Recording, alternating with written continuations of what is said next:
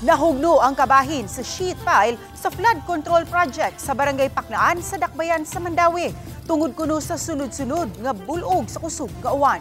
Ano ang report ni Alan Domingo?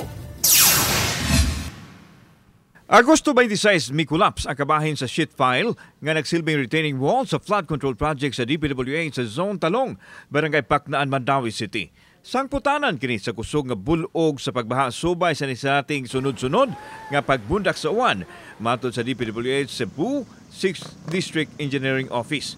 Wani usay kawani o opisyal sa kontraktor nga tuwa sa dapit aron makapatin-aw unta sa nahitabo. Apan subay sa rakitaan dayag nga hinimo sa PVC material ang sheet pile nga may mga kabilya o gisimento.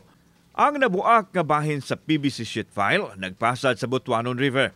Sa data sa DPWH July 9, 2019 gisugdan ang proyekto og sa revised expiry date July 1, 2020 nga gigahinan og 46.9 million pesos. May sukod kining 416 meters apan ang 130 meters nini ang tilted ug nabantayan nga adunay siak samtang 15 meters nini ang nahugno. Kabahin kini sa flood control project nga gibatuman sa DPWH diri sa Barangay Paknaan sa Mandawi City. Kung ato makita kini, akong gitudlo mo na siya ang wreckage sa sheet files nga nahugno gumikan usab sa kusog nga pressure sa baha. Nabalaka karon ang mga nanimuyo haduol sa dapit nga nahugnong sheet piles mosangpot sa paggrabe sa baha. Gihulagway ni Hana Nasuli. Usa ka tinun-an nga kalbaryo alang kanila ang baha kay kinahanglan pa siyang muubog sa baha nga moabot sa hawak. Susama usab nini ang kabalaka ni Baby Saison di nangaguba na iya mga gamit tungod sa baha. Gingong aduna na gani nakalas sa baha sa ilang dapit. Usay taga tuhod usay taga diri taga Maytiyan. So kanang gihimo diha nga alis sa sapa wag yun na magsilbi. Wala kay kon wa pa man nahuman dira. Magdako kay kabalaka akong duha ka rep gani na kuan na apil niya. Guba ayuno na pod. Nya motor namo nalapong.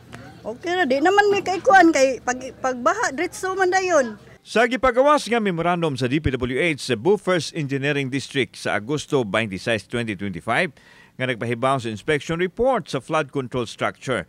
Ang level 1 project adunay 130 meters nga wala mahasubay o na misalign o tilted sa wang bahin sa outlet alang sa water discharge sa luyong bahin sa PVC sheet pile nga misangpot sa pagkahimong structural unstable. Tungod ini, wa na mapiog ang hydraulic o earth pressure dihang miawas ang Butuanon River. Tungod nini, gimando sa DPWH ang paghawan sa mga tilted structures aron malikayan ang aksidente. Gimando usab ang dinalian nga pag-ayom-ayom nini subay sa approved design specifications. Gimando usab ang pagpatuman sa preventive measures aron mabalik ang structural stability ug masiguro ang long-term flood protection. Nakiglambigit ang GMA Regional TV sa DPWH aron makuha ang address sa kontraktor apan wa pa kini motubag. Samtang gipahibaw ni Attorney Sally Malig-on, Mandawi City Administrator, dili kini proyekto ni Kongresista Lollipop Uano Dizon. Si Malig-on mao kanhi ang Chief of Staff ni Dizon sa Ubos Bay Balauranan. Actually, nakaagiman mi dihan dapit atong last week atong nag-random inspect namin. At that time wala pa man to magubha. Ano kita mi dihan dapit sa situation. Malagi na magpadayon na siguro random kay taas man gud kanang Butuanon sa subay sa natabo, nagplano karon ang City Hall nga mosusi usab sa kahimtang sa uban pa mga retaining walls aron masiguro ang kalig-on ini.